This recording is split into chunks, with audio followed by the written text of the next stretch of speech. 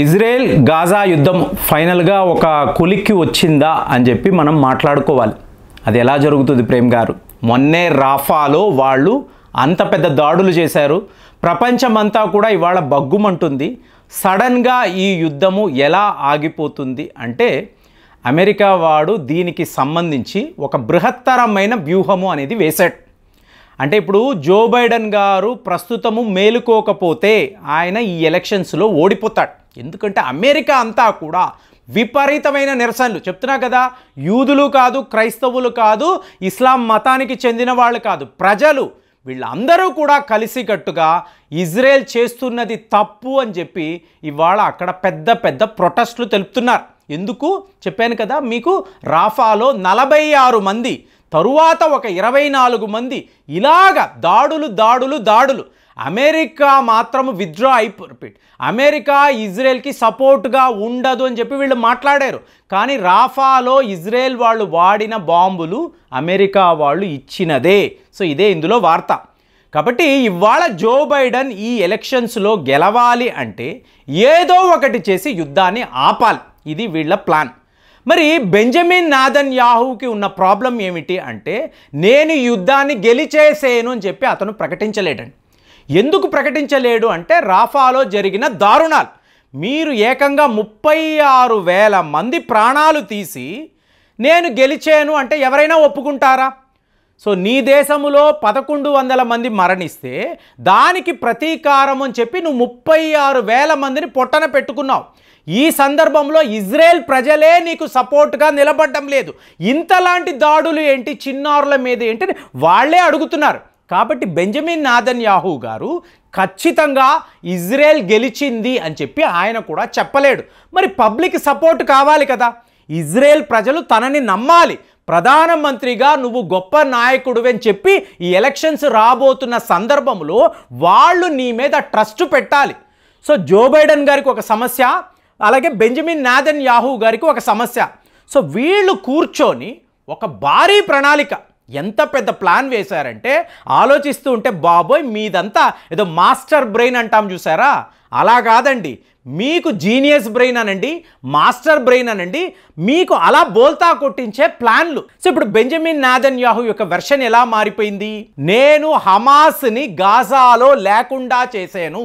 Gaza స్ట్రిప్లో Hamas అనబడే తీవ్రవాద సంస్థ లేనే లేదు, వాళ్లను నేను తరిమి వేశాను. ఇలాగ ఇజ్రాయేలీ ప్రజలు మన ఇజ్రాయెల్ డిఫెన్స్ ఫోర్సెస్ సహాయంతో హమాస్ లాంటి తీవ్రవాదులను ఈ భూమి మీద లేకుండా చెయ్యగలిగాము. ఇదే మనము సాధించిన విజయం అని చెప్పి బెంజమిన్ నెతన్యాహు గారు తన వెర్షన్ని చెప్తారు. దీని ప్రకారము జో బైడెన్ గారు ఏం చేశారంటే 3 స్టేజెస్లో ఒక అగ్రిమెంట్ను తయారు చేశాడు. మార్చిలో కూడా ఇలాంటి ఒక అగ్రిమెంటే తయారైంది. కానీ అందులో ఎవరు గెలిచారు, ఎవరు ఓడిపోయారు అనే క్లాస్ రాలేదు. అంటే ఇజ్రాయెల్ గెలిచిందా, హమాస్ గెలిచిందా, నో డిసిషన్. కాబట్టి ఇజ్రాయెల్ వాళ్ళు బ్యాక్ ఆఫ్ అయిపోయారు. ఇవాళ మీకు ఈ మే నెల అంటే మనం జూన్లో ఉన్నాము, మీకు ఒక 2 రోజుల క్రితము జో బైడెన్ గారు ఇలాంటి ఒక అగ్రిమెంట్ను తయారు చేసి 4 పేజీల అగ్రిమెంట్ అండి. సో దీనిని మీరు ఇద్దరు కూడా కూర్చొని మాట్లాడి నెగోషియేట్ చేసి డిస్కస్ చేసుకొని సంతకాలు పెట్టాలి. ఇప్పుడు హమాస్ వాళ్ళ పరిస్థితి చూశారనుకోండి, వాళ్ళ అసలు సిసలైన నాయకుడు ఇబ్రాహీం రైసీ, ఇరాన్ యొక్క అధ్యక్షుడు లేడు. మరి ఇప్పుడు వచ్చిన కొత్త ప్రెసిడెంట్ ఇతనేంటి, ఒక కేర్ టేకర్ అధ్యక్షుడు. కాబట్టి డ్రాస్టికల్ డిసిషన్స్ ఇతను తీసుకోలేడు. అంటే ఏంటి, ఒక బలహీనమైన ప్రభుత్వము ఇవాళ ఇరాన్లో ఉంది. ఇదంతా హమాస్కి, హూదీస్కి, అలాగే హిజ్బుల్లా లాంటి తీవ్రవాద సంస్థలకు చాలా పెద్ద సమస్య. డిసిషన్ తీసుకోలేరు, ఆయుధాలు రావు, ట్రైనింగ్ ఉండదు, డబ్బు రాదు. కాబట్టి హమాసు కూడా ఒక సీజ్ ఫైర్ కావాలి. మరి ఇది హమాస్ విజయమా అంటే ప్రపంచమంతా ఇవాళ ఇజ్రాయెల్ని చీకొడుతుంది కదా. ప్రపంచ దేశాలంతా కూడా ఇజ్రాయెల్ నువ్వు చేస్తున్నది తప్పు, ఇది చాలా చాలా ఘోరం అంటున్నారు. కాబట్టి దీనిని హమాస్ వాళ్ళు విజయంగా చూస్తున్నారు. కాబట్టి వాళ్ళే మాట్లాడుతున్నారు, let's have a ceasefire, మొత్తము ఆపేద్దామని హమాస్ వాళ్ళు కూడా అంటున్నారు. ఇజ్రాయెల్ వాళ్ళు కూడా ఇన్వేరియబుల్గా ఈ అగ్రిమెంట్లో సంతకాలు పెట్టాల్సిన ఒక పరిస్థితి రావచ్చు. ఎందుకు అంటే అగ్రిమెంట్ అలా వీళ్ళు తయారు చేశారు. మీకు చెప్తాను చూడండి.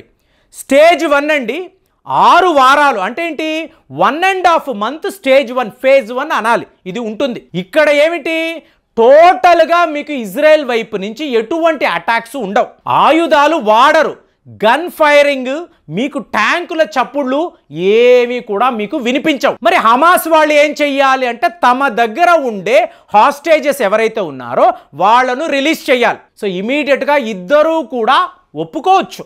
ఎందుకు అంటే ఇజ్రాయెల్కి కూడా సీజ్ ఫైర్ కావాలి, హమాస్కి కూడా ఇలాంటి ఒక పరిస్థితి కావాలి. ఈ విధంగా ఇజ్రాయెల్ హమాసుపై విజయం సాధించింది. ఎలాగా అంటే వాళ్ళను తరిమివేశారు. సో ఇది మీకు ఇజ్రాయెల్ యొక్క విజయం కాబట్టి వాళ్ళు ఎస్ అంటారు. సెకండ్ లెవెల్లో చూసారనుకోండి ఇంకొక 6 వారం phase 2. ఇక్కడ ఏమిటి ఇజ్రాయెల్ వాళ్ళ డిఫెన్స్ ఫోర్సెస్ యూనివర్సిటీస్ అనండి, మాస్కులు అనండి, స్కూళ్ళు అనండి, ఇక్కడ నుంచి వాళ్ళ యొక్క ఆర్మ్డ్ ఫోర్సెస్ని డైరెక్ట్గా వాళ్ళు వెనక్కి తీసుకోవాలి, విత్డ్రా చేయడము, వెళ్ళిపోవడం అక్కడి నుంచి. అంటే ఫస్ట్ గన్ ఫైరింగ్ అనేది ఉండదు, రెండవది లిటరల్గా ఇజ్రాయెల్ డిఫెన్స్ ఫోర్సెస్ విత్డ్రా అయి వెళ్ళిపోవాలి, ఇజ్రాయెల్లోకి వెళ్ళిపోవాలి. హమాస్ వాళ్ళు ఏం చేయాలి, ఎంతమంది హాస్టేజెస్ ఎక్కడెక్కడ దాక్కున్నారు, ఎవరైనా మరణించారు, వాళ్ళ మృతదేహాలను కూడా తీసుకువచ్చి యునైటెడ్ నేషన్స్కి అప్పచెప్పాలి. ఈ పని హమాస్ వాళ్ళు చెయ్యాలి. ఇది రెండవ కండిషన్. దీనిని కూడా ఇరు వర్గాలు 100% ఒప్పుకుంటారు, సంతకాలు పెడతారు. ఇక థర్డ్ లెవెల్ వచ్చినప్పుడు ఇక్కడే అమెరికా వాడి జిత్తుల మారితనం, వాడి ఓల్డ్ ఫాక్స్ టాక్టిక్స్ అంతా ఇక్కడే ప్రయోగించాడు. ఇక్కడ ఇజ్రాయెల్ వాళ్ళు కూడా అమెరికా వాళ్ళతో కూర్చొని అద్భుతము బాస్, ఏం ప్లానింగ్ చేసాం, వాళ్ళకి వాళ్ళు ఆహా ఓహో అనుకుంటున్నారు. ఏమిటి అంటే మేము గాజా స్ట్రిప్ మీద విపరీతమైన దాడులు చేసాం, గాజా నగరమే ఇవాళ లేకుండా పోయింది, మొత్తము కూడా శిథిలావస్థలో ఉంది, టోటల్ డిస్ట్రక్షన్. కాబట్టి ఈ గాజాని మేము రీకన్స్ట్రక్ట్ చేస్తాము. అంటే ఏంటి, ఇల్లులు లేని వాళ్ళకి ఇల్లులు కట్టిస్తాము, మళ్ళీ స్కూళ్ళ నిర్మాణము, కాలేజీల నిర్మాణము, యూనివర్సిటీని బాగు చేయడము, ఈ పనులంతా అమెరికా, యునైటెడ్ నేషన్స్, ఇజ్రాయెల్ వాళ్ళు కలిసి నెక్స్ట్ 3 to 5 years చెయ్యబోతున్నాము. వెంటనే పాలస్తీనియా ప్రజలకి ఎలా ఉంటుందంటే అబ్బా అమెరికా వాళ్ళు ఎంత గొప్పవాళ్ళు, ఇజ్రాయెల్ వాళ్ళు నిజంగానే ఎంత గొప్ప పని మనకు చేస్తున్నారు, వాళ్ళ దయాదాక్షణ్యాల మీద మనం హాయిగా బతకవచ్చు, చాలురా బాబు అని చెప్పి పాలస్తీనియా ప్రజలు అనుకుంటారు. కానీ ఇక్కడ ఏం జరిగిందండి, హమాస్ అనబడే ఈ తీవ్రవాద సంస్థ ఇక గాజాలో ఉండరు. ఎందుకు ఉండరు, ఆల్రెడీ అమెరికా వాళ్ళు, ఇజ్రాయెల్ వాళ్ళు తమ ఆర్మ్డ్ ఫోర్సెస్తో గాజాలో ఉంటారు. అడిగితే ఏంటి, మేము స్కూళ్ళు కట్టిస్తున్నామండి, ఇల్లులు కట్టిస్తున్నామండి, మీ మంచి కోసరమే అంటే ప్రజలే హమాస్ వాళ్ళ మీద తిరగబడతారు. ఈ పని వీళ్ళు 20 ఏళ్ల పాటు ఆఫ్ఘనిస్తాన్లో చేశారు. ఇవాళ యుక్రెయిన్ అన్నారనుకోండి, ఇదే జరుగుతుంది కదా, రీకన్స్ట్రక్షన్ ఆఫ్ యుక్రెయిన్ అంటారు. అంటే డైరెక్ట్గా అమెరికాకు సంబంధించిన ఆర్మ్డ్ ఫోర్సెస్ యుక్రెయిన్లోకి వచ్చేస్తారు. వచ్చి 5 ఏళ్ళు 10 ఏళ్ళు అక్కడ ఉండి అక్కడ ఏమేమి కావాలో, వీళ్ళ అవసరాలకు ఏమేమి కావాలో అన్నీ చేసుకుంటూ వెళుతూ ఉంటారు. యుక్రెయిన్ ప్రజలు కూడా అమెరికా వాళ్ళు గొప్పవాళ్ళు కదా అంటారు. కానీ ఇదంతా పుతిన్ గారికి తెలుసు. కాబట్టి మీరు ఎవ్వరూ కూడా సరిహద్దులు దాటారు అంటే అణు అస్త్రాలతో కొడతానురా, ఒక్కడు కూడా లోపలికి రాకూడదని పుతిన్ లెవెల్లో వాళ్ళకి ఇదంతా తెలుస్తుంది. కానీ పాలస్తీనియా వాళ్ళు మామూలు ప్రజలు, వాళ్ళు ఇవాళ అమెరికా వచ్చి మీకు అన్నం పెడుతుంది, నీరు ఇస్తుంది, ఇల్లులు కట్టిస్తుంది అన్నారనుకోండి, వెంటనే వాళ్ళు ఎగిరి గంతులు వేస్తారు కదా. అలాంటిది వీళ్ళు phase 3 అని చెప్పి మీకోసరమే మేము ఉన్నాము, ఈ గుడ్విల్, ఈ హ్యుమానిటేరియన్ గ్రౌండ్స్లో మేము చేసే సహాయాన్ని మీరు అంగీకరించాలి అని చెప్పి 3rd క్లాస్ పెట్టారు.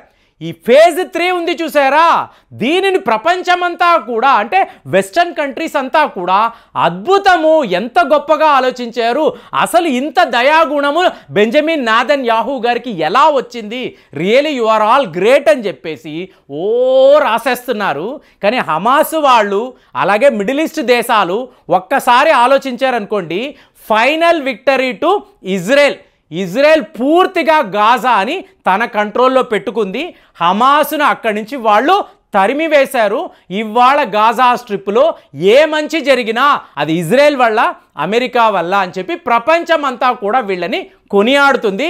ఇలాగ జో బైడెన్ గారు అమెరికాలో హీరో అయిపోతారు, బెంజమిన్ నెతన్యాహు గారు ఇజ్రాయెల్లో చాలా గొప్ప మహానాయకుడు అయిపోతాడు. సో వీళ్ళకి ఫేవరబుల్గా ప్రజలు కూడా ఆహా ఓహో అంటారు. ఇది వీళ్ళ ప్లాన్. ఎంత గొప్పగా ఆలోచిస్తారో చూడండి. ఈ నాయకుల థింకింగ్ జియో పాలిటిక్స్లో వీళ్ళకి ఎంత అనుభవం ఉంటే కరెక్ట్గా ఇబ్రాహిం రైస్ యొక్క మరణము ఇమీడియట్గా ఇలాంటి సీజ్ ఫైర్ అగ్రిమెంట్ అని చెప్పి జో బైడెన్ గారు తయారు చేశారు. మరి మీరు చెప్పండి, ఈ థర్డ్ స్టేజ్లో హమాస్ వాళ్ళు, పాలస్తీనియా ప్రజలు వాళ్ళ గవర్నెన్స్ ఒప్పుకొని సంతకం పెడతారా, చచ్చినట్టు చేస్తారని మీరు నమ్ముతున్నారా? కామెంట్స్లో రాయండి. మళ్ళీ వచ్చే వీడియోలో కలుద్దాం. జై హింద్.